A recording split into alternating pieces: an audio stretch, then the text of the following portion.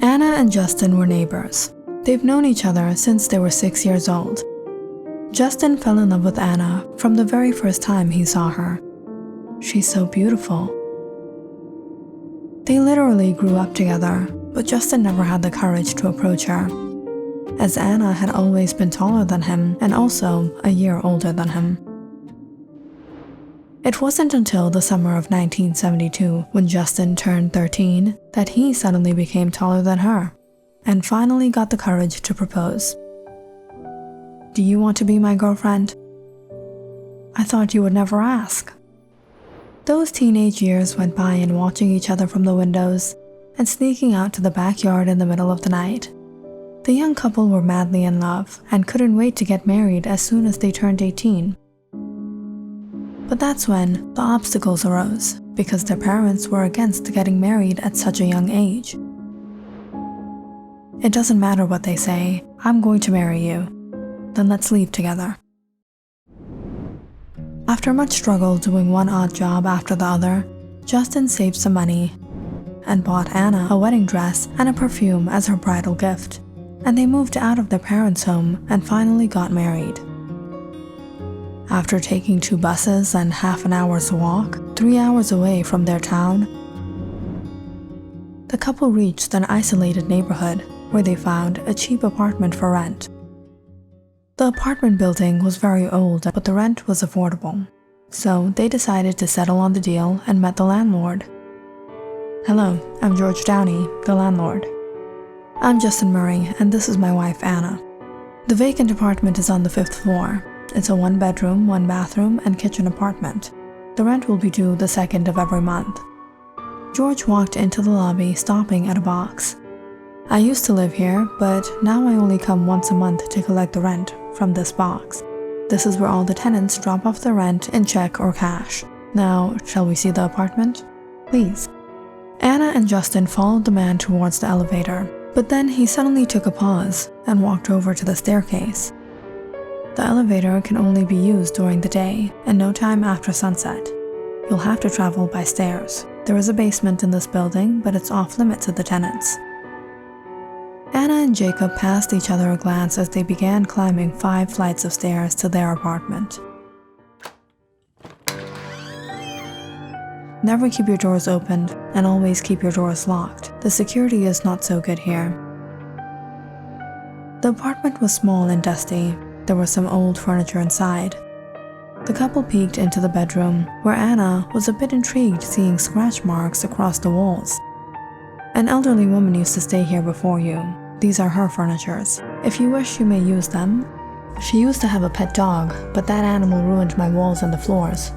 So I don't allow pets in this building anymore." "You don't have to worry, we don't have any pets." "Here are the keys to the apartment. And yes, you might experience some trouble with the electricity when it rains, but the lights in the hallway and the elevator runs on the generator. Here is the card of the electrician."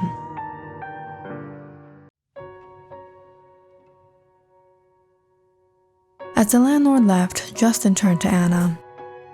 "I know it's not what we would have preferred, but soon I'll find a better job and a better place. Don't worry, Justin, a little dusting and this place will be brand new, and this will become our small paradise."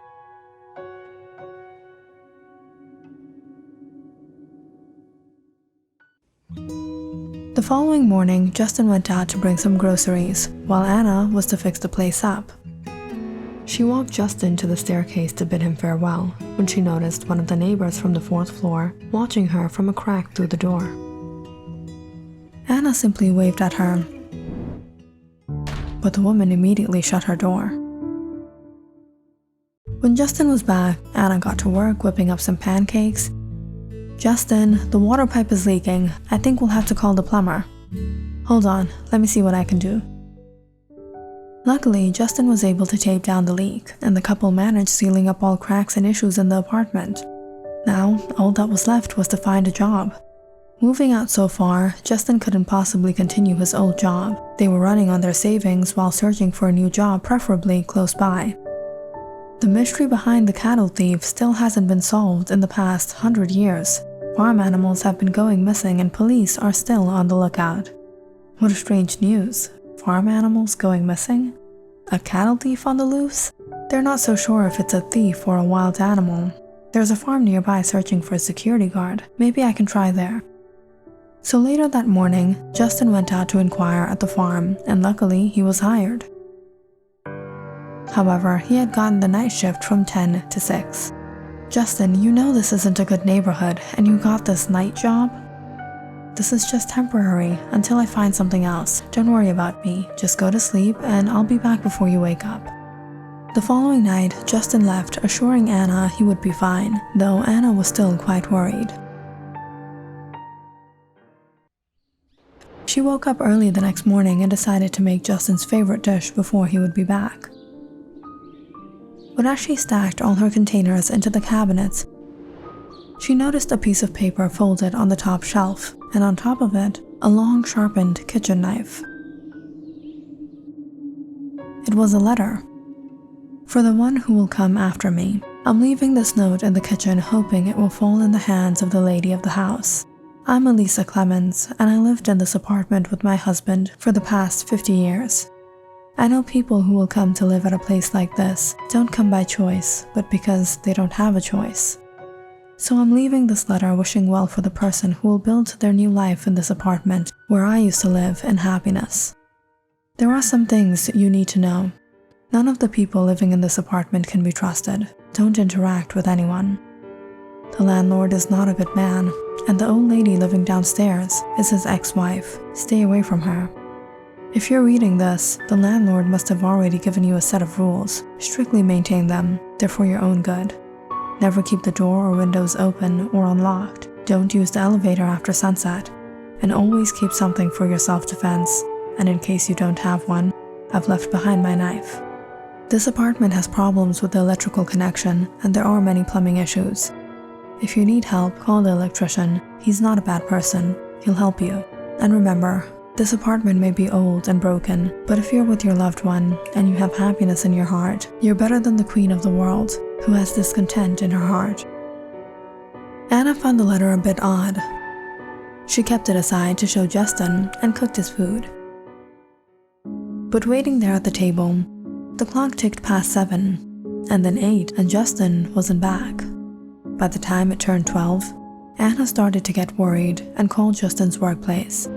Hello, Donahue's farm. Hello, may I speak to Justin Murray? He's not here. We hired him yesterday, but he's absent on his first day of work. If Justin hadn't reached the farm, then where was he?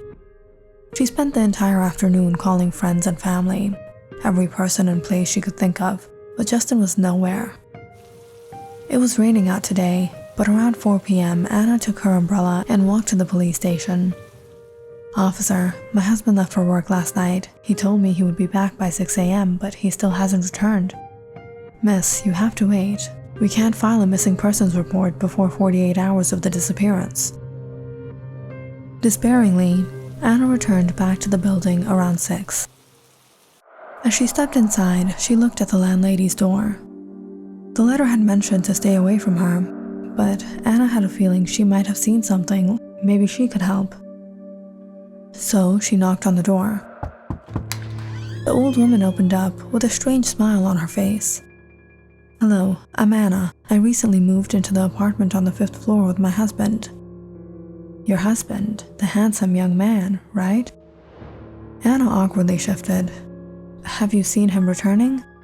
No. All right, thank you. Anna took leave, a bit creeped out by the old woman's behavior. She was strange, but she wasn't hostile. What she found odd, however, was how she called Justin handsome. When she hadn't seen him, had she spotted them the day they moved in? When Anna returned to her apartment, she locked the doors and went to turn on the lights when she realized the electricity was out. None of the lights were working. She opened the window, allowing a little light from outside, before she searched the electrician's card and gave him a call. Hello, this is Robert Jameson. Hello, sir. This is Anna Murray speaking. My husband and I recently moved into the Downeys apartment. There's been an issue with the electricity. Can you please come to my apartment? It's too late today. I don't go to that building after sunset. I'll drop by tomorrow morning. Sir, I live alone, and my husband left for work 2 nights ago and he still hasn't returned. If the electricity isn't fixed, I'll have to stay in the dark all night. He hasn't returned? Did he use the elevator? I don't know. If you use the elevator at night, there is no point of waiting or going to the police. It's not safe for you to stay there on your own. Do you have any other place you can stay? No, I'm going to wait for him. I've gone down to the landlady's apartment, but she wasn't able to help. What? No. Don't ever go. Don't ever go to her again. Lock the doors and windows, stay inside, and don't answer the door to anyone until it's morning. I'll be there by 8 a.m. Anna lit a candle and sat by her window, hopelessly looking out into the rain, wishing to see her husband, but the streets were dark and lonely. Sometime around 10, Anna heard a knock on the door. Perhaps Justin had returned. But looking through the peephole, she was disappointed to see it was the old woman from downstairs. Anna, I know you're there. Please open the door. I've come to meet you. Anna sensed something wasn't right and thought it best that she didn't open. I'm sorry, I'm not doing well right now. Can you please return in the morning? Anna, it's so late. I had to climb 5 flights of stairs to come here. Won't you invite me in? No, please leave from here. Anna stared through the peephole, waiting for the woman to leave. When Anna froze, seeing the old woman's eyes begin to shift, her body began to morph. She turned into a hideous creature and walked towards the elevator and stepped in. This was why people were constantly telling her to keep away from this woman. Anna hurried to the phone and called Robert again. Yes, Anna, is everything all right? Sir, have you ever seen the husband of the previous woman that lived in my apartment, Mrs. Clemens? No, I've gone there many times, but I've never seen him. He used to stay in the bedroom. I heard he was sick. He passed away about 6 months before Mrs. Clemens passed away. The bedroom, the scratches on the walls. Suddenly, things started to make sense. The missing farm animals. Anna figured what had happened. Justin must have used the elevator that night. Without wasting any time, Anna rushed to the room and took out her wedding dress and her perfume. She put it on, grabbed a lamp and the knife tight in her hands before she stormed down the hall into the elevator to the basement. When the elevator doors opened up, Anna stepped out into a dark room, and a horrible smell lingered in the air. She walked out, when suddenly she started to hear a strange wet noise. She held up the lamp, horrified to see an animal on the ground and a few figures feasting upon its raw flesh. One of which was her own husband, Justin. He wasn't like what he used to be. Feeling something shift beside her, Anna turned the lamp, stepping back, seeing the old woman standing just a few feet away from her. Have you come here to meet me? All of a sudden, the others all got up and looked at Anna, their eyes big and wide. But as they neared her, Anna cried out, calling Justin. Justin, help me, it's Anna, don't you recognize me? And as soon as Justin smelled her perfume, he suddenly stopped. Justin, snap out of it! As the other creatures ran towards her. Justin clawed onto them, throwing them aside. He then held her hand, and they both ran towards the elevator. They pressed all the buttons continuously as the creatures ran towards them, breathing out in relief when the doors shut. Anna, I'm feeling so weak. Everything's going to be okay. Jezebeth Tremaine and her husband, George Downey, met over 100 years ago. She was a worshipper of the Dark Lord, and she had brought George into the dark faith. Drink from this. She was 65 at the time when she married him, a young man 25 years old. But once the ritual had been performed, committing themselves to the service of the Dark Lord, it slowed down their aging. Together, they bought this apartment, where they rented it to innocent young men and women and targeted them. They lured them here in order to collect vessels for the Dark Lord, possessing them with the Dark Spirit through unholy rituals. And through these vessels they performed the unholy works of the Dark Lord. The first time anyone had broken the curse was Elisa Clemens. However, she failed to heal her husband totally, as there was impurity in her husband's heart. But through her love and faith, she lived with him for 50 years until he eventually died, and she passed away after him, leaving behind a reminder to whoever should be in her place after her. But when Anna saved Justin, he was able to break free from the curse because of their love for each other and the purity of their hearts.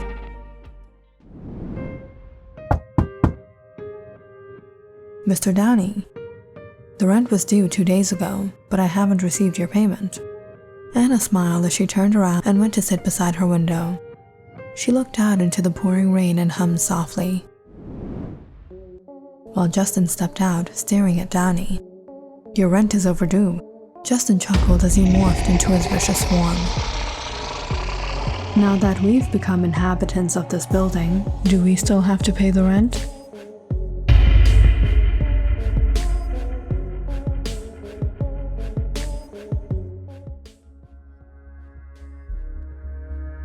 Click on the subscribe button and check out more awesome videos on our channel. And don't forget to press the bell icon because you know it's interesting.